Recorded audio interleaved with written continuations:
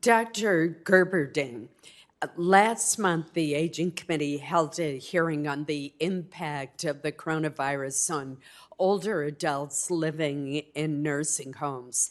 And that hearing reaffirmed my belief that a baseline test for all residents and staff, not just those that are symptomatic, is necessary to prevent outbreaks. COVID 19's impact on long term care settings directly intersects with the stark racial disparities that we're seeing. And unfortunately and remarkably, Maine has the nation's worst COVID 19 racial disparity. Many of the worst outbreaks that have occurred in Maine are in nursing homes. And the CDC reports that some 40% of those healthcare workers that have tested positive were identified as Black or African Americans.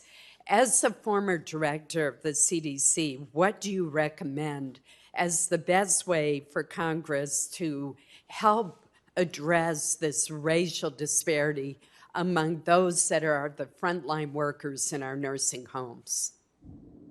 Thank you, Senator. Obviously we need to test symptomatic people in their context, but to me, the third most important reason to test are the people who are working in these known high-risk environments, and clearly nursing homes are among those at the top of that list. Those are intrinsic hotspots, and we need to test often and test everyone who comes and goes from those centers until such time that we can demonstrate that transmission has been contained. I can't say enough about how critical it is to not overlook the most vulnerable people, and that includes the elderly people, but also those who are vulnerable on the basis of underlying conditions, and often that tracks with the racial and ethnic disparities that you're alluding to. It's a very difficult challenge. The solution to it is multifactorial.